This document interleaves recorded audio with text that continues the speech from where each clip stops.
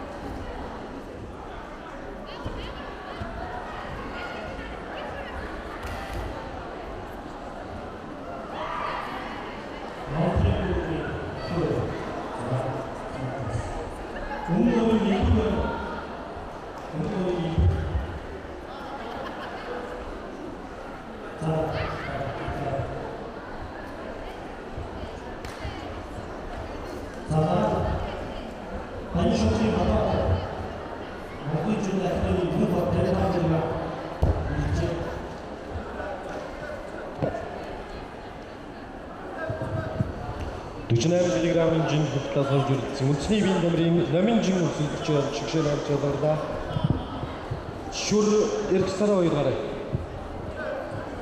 Дараа нь спортын төв сургуулийн игчин цагаан талаас хангуул бүрийн спорт рожеко клубын хоронгоо хөх талаас.